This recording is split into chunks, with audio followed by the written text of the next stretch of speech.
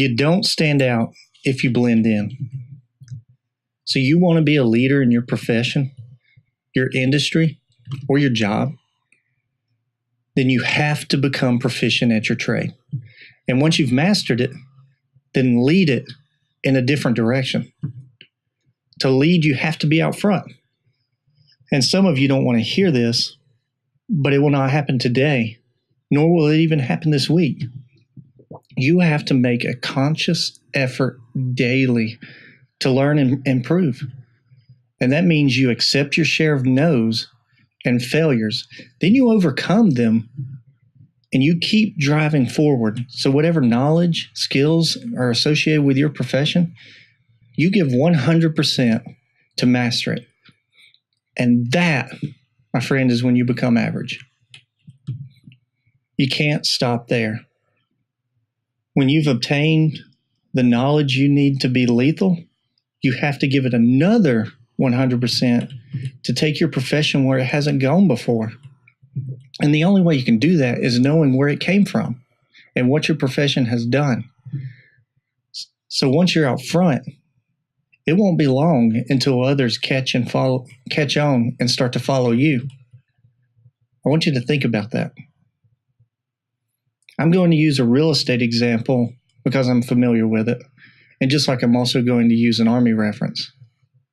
If you are being taught as part of your initial training, the way to get leads is to call expired listings the day they expired, and then call for sale by owners and try to get listings that way as well.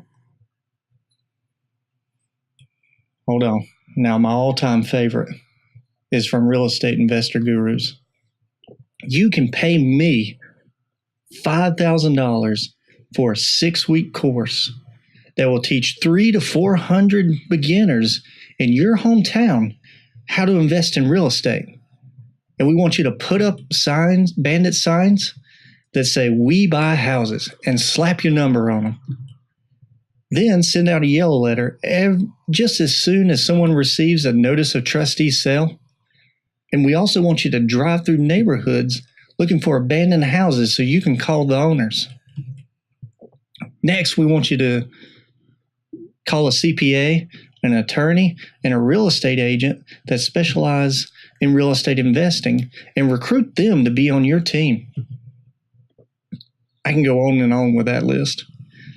And if you're an entrepreneur, try to figure out, or you're trying to figure out how things are done by reading the same books and articles, watching and listening to the same videos and podcasts that others are.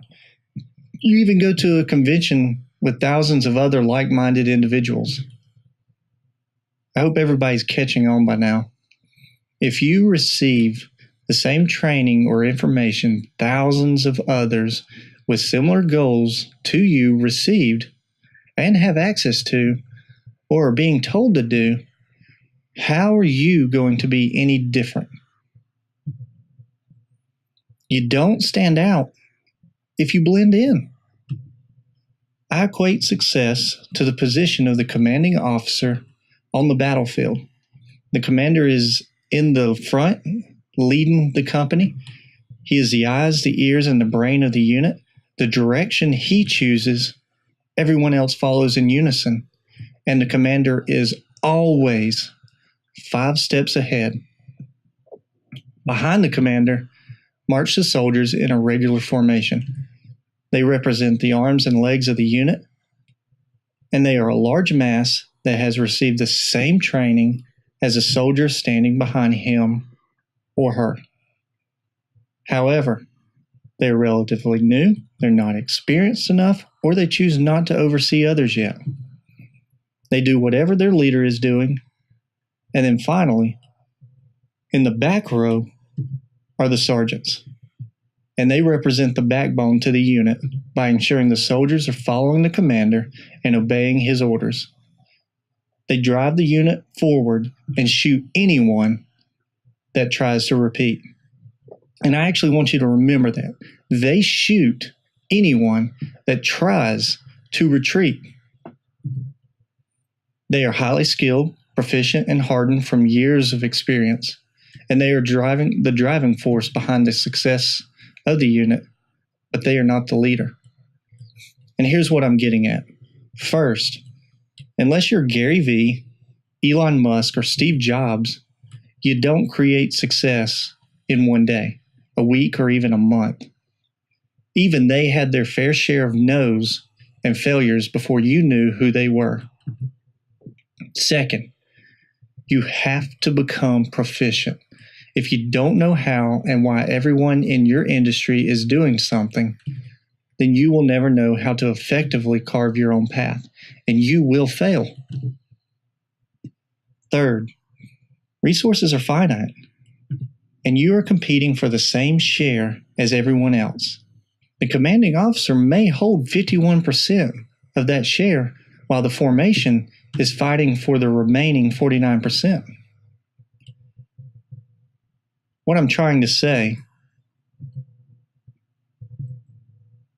is as you continue to learn and grow and improve, you will start to understand what works and that which does not.